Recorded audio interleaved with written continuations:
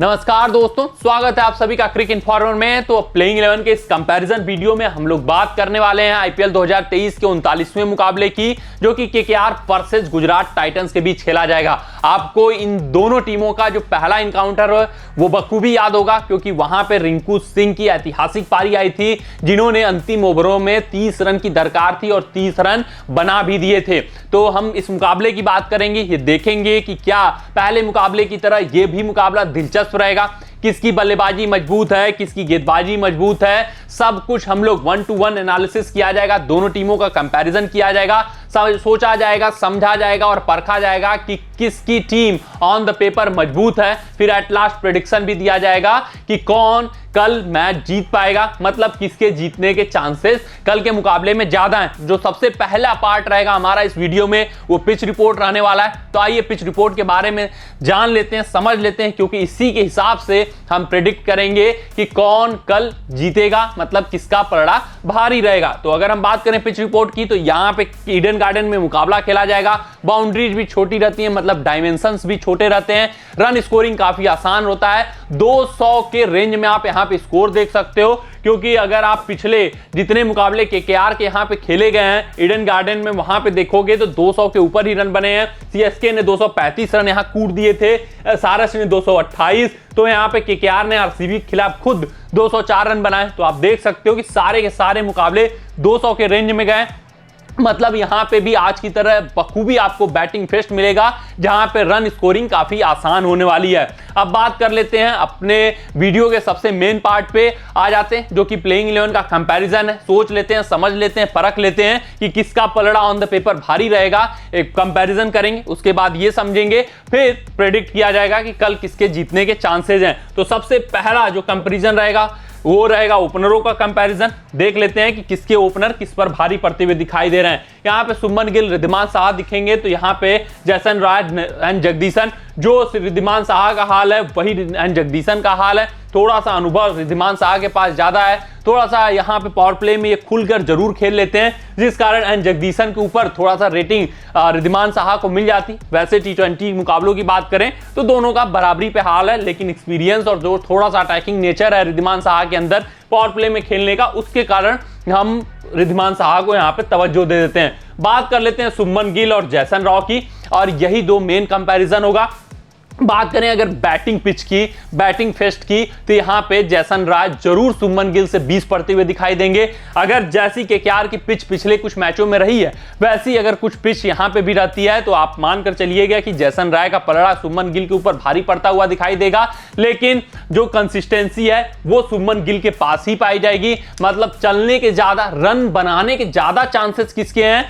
सुमन गिल के। लेकिन जो प्लेयर इंपैक्ट छोड़ सकता है टी20 क्रिकेट में कल के पिच पे, वो जैसन राय रहेंगे। तो दोनों टीमें की बात करें तो प्लेइंग 11 की तुलना में बात करें तो जैसन राय की वजह से केकेआर का यहां पे पलड़ा थोड़ा सा भारी पड़ेगा, क्योंकि जैसन राय के पास वो एबिलिटी है कि वो पावर प्ले का इन सभी पिचों पे बखूबी इस्तेमाल कर सकते हैं और पावर प्ले में अच्छा खासा स्कोर कर सकते हैं, जैसा कि आपने पिछले मैच में एम चिन्नास्वामी के स्टेडियम में इनको करते हुए देखा, और यही इनका एडवांटेज रहेगा केकेआर के ऊपर। तो जैसन राय की वजह से इनको 18 पॉइंट मिलते हैं, तो 17 पॉइंट पे ये अटक जाते हैं, क्योंकि जो सुमन गिल और रिद्धिमान साहा में स्ट्राइकिंग की जो कमी है वो इनको थोड़ा सा पीछे कर देती है इस दोनों ओपनिंग पार्टनरशिप के ऊपर, क्योंकि जैसन राय ताबड़तोड़ तरीके से खेल सकते हैं। वो ऐसा अंदाज न सुमन गिल के पास है न रिद्धिमान साहा के पास है। हालांकि सुमन गिल कंसिस्टेंसी जरूर लाते हैं, लेकिन जो 6 ओवरों का इंपैक्ट रहेगा वो आज के मैच में इस पिच पर बहुत बड़ा रोल अदा करने वाला है। अगर हम उस हिसाब से इन दोनों का कंपैरिजन करें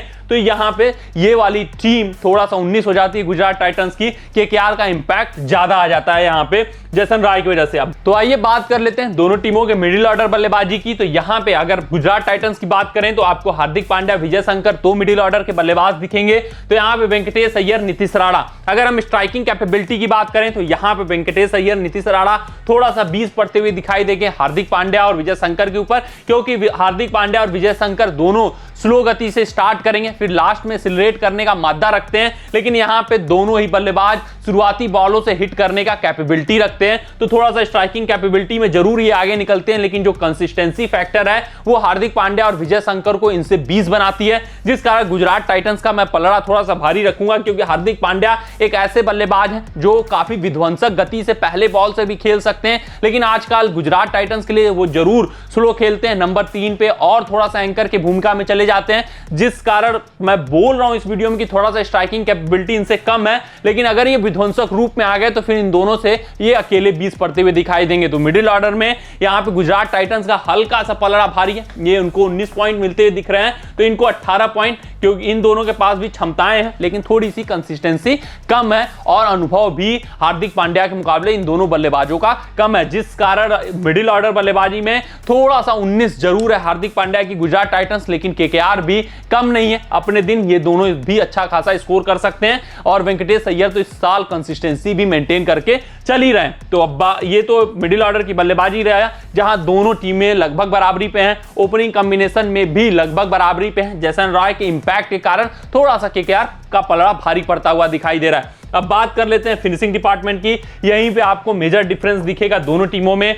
डेविड मिलर फिनिशर, अभिनव मनोहर फिनिशर, राहुल तेवतिया फिनिशर, राशिद खान को भी हम इसमें इंक्लूड कर लेते हैं। तो आप देख सकते हैं कि फिनिशर की लिस्ट कितनी बड़ी है इनकी टीम की, और यही इनकी स्ट्रेंथ है। चाहे आप मिडिल ऑर्डर को कमजोर कर लो, चाहे ओपनर की कमजोरी निकाल लो, लेकिन जब फिनिशिंग की बात आती है तो ये टीम दूसरों के मुकाबले कहीं ज्यादा 20 पड़ती हुई दिखती है और अक्सर ये यहीं पे मुकाबले जीतते हुए भी दिखते हैं।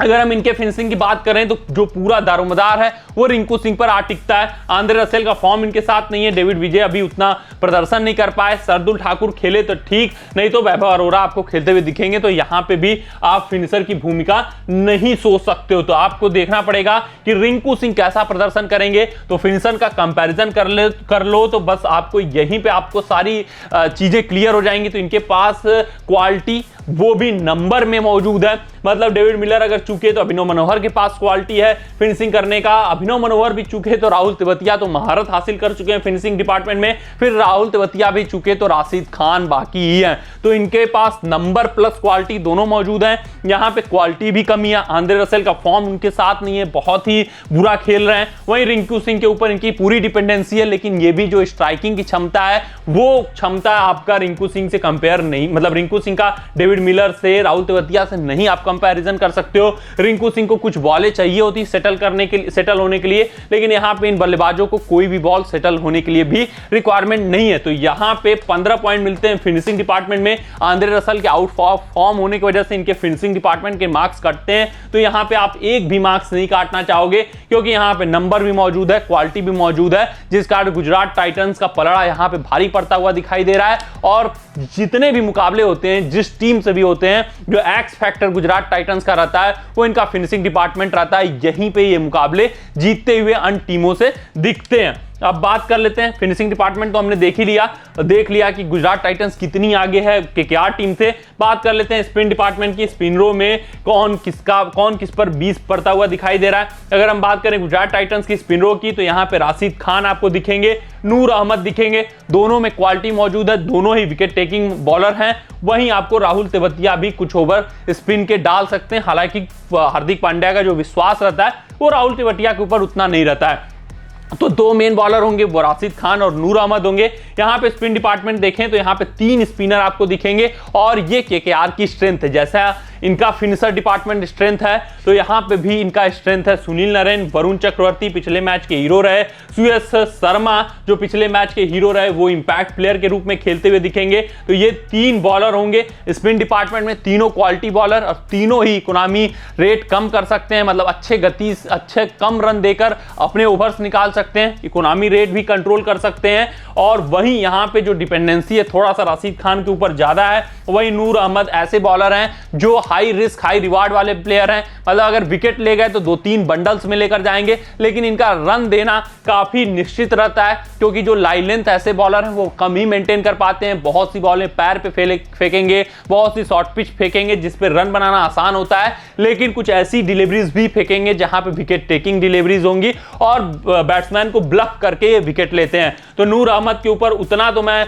अभी तवज्जो नहीं दूंगा, क्योंकि पिछले मैच में जरूर इन्होंने शानदार प्रदर्शन किया था, लेकिन वो प्रदर्शन आया था बिकॉज ऑफ चेज प्रेशर था टीम के ऊपर। इनको हिट करने के लिए जाना ही जाना था, जिस कारण ये विकेट लेकर गए थे। जो क्वालिटी है वो राशिद खान के अंदर है। राशिद खान के ऊपर पूरी स्पिन डिपार्टमेंट में डिपेंडेंसी है, और जो बैटिंग पिच होने वाली है तो शायद राशिद खान का भी यहां पे उतना जादू न चल पाए। तो जो इनका स्पिन डिपार्टमेंट है यहां पे केकेआर में, कोलकाता में फेंकने का महारत हासिल है इन तीनों का। आरसीबी के खिलाफ जबरदस्त प्रदर्शन आया था इसी पिच पर, तो मैं बैक करता हूं उनके स्पिन डिपार्टमेंट को और इन्हीं को तवज्जो देता हूं। यहां पे 20 में 20 पॉइंट मिलते हैं, क्योंकि सुयश शर्मा का जो उदय हुआ है इनके मिस्ट्री को और खतरनाक बनाता है। यहां पे राशिद खान की जो डिपेंडेंसी है वो इनको थोड़ा सा पीछे ले जाती है स्पिन डिपार्टमेंट में, जिस कारण केकेआर का पलड़ा इनके ऊपर भारी पड़ता हुआ दिखाई दे रहा है। तो राशिद खान के कारण और नूर अहमद ने जो थोड़ा बहुत इंप्रेस किया उसके कारण 18 पॉइंट जरूर इनको मिलते हैं। लेकिन केकेआर टीम कहीं ज्यादा, अगर हम बात करें आगे निकलने की, तो गुजरात के मुकाबले कहीं ज्यादा आगे निकलती हुई दिखाई दे रही है स्पिन डिपार्टमेंट में। तो आइए देख लेते हैं दोनों टीमों का पेस डिपार्टमेंट कौन किस पर भारी, वो देख लेते हैं, समझ लेते हैं और परख लेते हैं। अगर हम बात करें गुजरात टाइटंस की पेस डिपार्टमेंट की, तो यहां पे आपको मोहित शर्मा, मोहम्मद शमी और Joshua Little as an impact player खेले तो जोशुआ लिटिल यहां पे आपको खेलते हुए दिखेंगे। तो ये तीन आपको पेस डिपार्टमेंट में लीड करेंगे गुजरात टाइटंस के। गुजरात टाइटंस को तो यहीं पे केकेआर का अगर हम पेस डिपार्टमेंट देखें तो उमेश यादव, सरदुल ठाकुर खेले तो सरदुल ठाकुर, नहीं तो वैभव अरोड़ा। सरदुल ठाकुर का इंजरी कंसर्न है जिस कारण ये खेलते हुए नहीं दिखेंगे, और डेविड वीज। तो ये तीन पेस डिपार्टमेंट होंगे। तो आपको ऐसे ही नाम से ही पता चल जाता होगा कि यहाँ पे गुजरात टाइटंस का पेस डिपार्टमेंट का पलड़ा थोड़ा सा भारी पड़ता हुआ दिखाई दे रहा है। हालांकि बहुत आगे नहीं निकलेंगे, लेकिन मोहम्मद शामी का जो इंपैक्ट होने वाला है शुरुआत के 3 ओवरों में और लास्ट में डेथ ओवरों में, वो काफी ज्यादा होने वाला है इनमें से किसी भी बॉलर के अपेक्षा। चाहे हम बात करें उमेश यादव की, काफी ही मतलब इनइफेक्टिव बॉलिंग कर रहे हैं, चाहे पावर प्ले की बात करें, चाहे डेथ ओवरों की बात करें। वैभव अरोड़ा उतना खास इंप्रेस नहीं किया पहले मैच में। डेविड वीज काफी कुटाई होती हुई इस पिच पे इनका देखेंगे आप, और फिर से ये एक्सपेंसिव साबित होते हुए दिख सकते हैं। यहां पे बात करें तो मोहित शर्मा ने अभी तक इंप्रेस किया, जितने मैचेस खेले, 1-2 मैचेस जिन्होंने कटर्स फेंक कर जिताए भी हैं। हालांकि इस पिच पर शायद इनके कटर्स काम ना आए और ये पिटते हुए भी दिखे,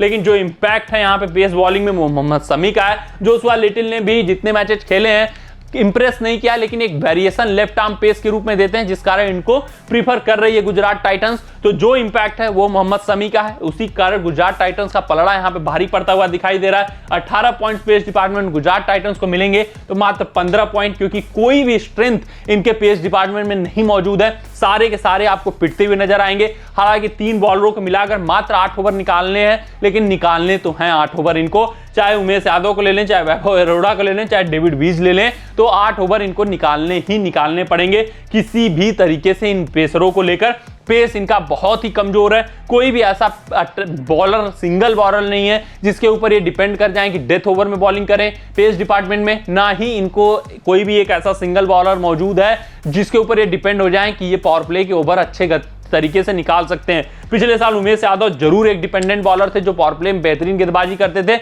लेकिन इस साल ये काफी ही इनइफेक्टिव साबित हुए हैं और खूब रन लीक कर रहे हैं उमेश यादव। तो जिस कारण इनका पेस अटैक गुजरात टाइटंस के पेस अटैक के आगे फीका दिखाई देता है। गुजरात टाइटंस में एटलीस्ट मोहम्मद शमी है जिसके ऊपर डेथ ओवर्स में भी डिपेंडेंट हो सकते हैं, और शुरुआती ओवर्स में ये मान सकते हैं कि पावर प्ले में विकेट भी निकालकर मोहम्मद शमी दे सकते हैं इनको, जिस कारण गुजरात टाइटंस 18 पॉइंट पाती है। तो ये मात्र 15, आप इसको 10 भी कर सकते हो तो कोई कम नहीं होगा। फिर भी मैंने उमेश यादव के प्रेजेंस से 15 पॉइंट दे दिए हैं। तो आप ये प्लेइंग 11 का पूरा कंपैरिजन रहा, हमने देख लिया ओपनर टू ओपनर। ओपनर में इंपैक्ट वाइज यहां पे जैसन राय का पलड़ा भारी पड़ता हुआ दिखाई दे रहा है, और वहीं पे अगर हम बात करें फिनिशिंग डिपार्टमेंट की, तो फिनिशर डिपार्टमेंट गुजरात टाइटंस के लिए एक्स फैक्टर हमेशा से रहता है और यहीं पे मुकाबले तय होंगे। और ये फिनिशर्स अगर इनके 3 मिस्ट्री स्पिनर को अच्छे तरीके से खेल ले गए इस पिच पर, फिर गुजरात टाइटंस यहां पे विजेता क्लियर साबित होगी। और ऑन द पेपर मैं ये मानकर चलता हूं कि जिस हिसाब से डेविड मिलर का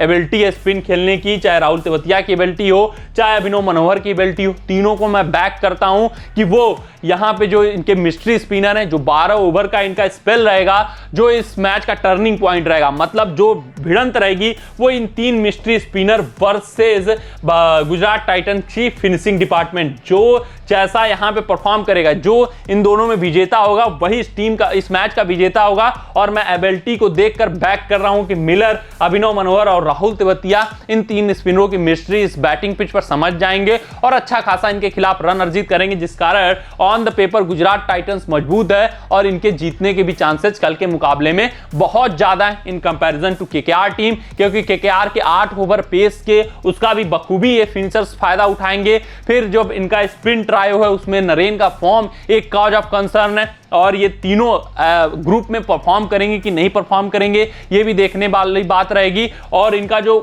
ओपन डिपार्टमेंट है वो जरूर यहां पे इंपैक्ट दे सकता है, मगर शुभमन गिल, हार्दिक पांड्या, विजय शंकर ये सब भी कहीं किसी भी बल्लेबाजों से कम नहीं है। तो फिनिशिंग डिपार्टमेंट बहुत आगे निकल जाता है, जिस कारण गुजरात टाइटंस का पलड़ा केकेआर टीम के ऊपर काफी भारी पड़ता हुआ दिखाई दे रहा है, क्योंकि ये एक ऐसी टीम है जो हर जगह से वेल बैलेंस्ड है। किसी जगह ऐसा नहीं है जो कमी हो इनकी, हर जगह इनका इंपैक्ट है, हर जगह पे एक न एक आप मैच विनर खिलाड़ी पा ही जाओगे, जिस कारण ये हमेशा से एक विजेता टीम की तरह खेलते हुए आए हुए हैं और अंत तक ये मुकाबले लेकर जाते हैं। और इस मुकाबले में भी इनका क्लियर पलड़ा भारी दिख रहा है और क्लियर फेवरेट्स भी हैं, तो गुजरात टाइटंस कल का विजेता हो सकती है। तो आज के अपने इस रिपोर्ट में बस इतना ही। आप सभी अपना ध्यान रखें, सुरक्षित रहें, स्वस्थ रहें, मस्त रहें। जय हिंद, जय भारत।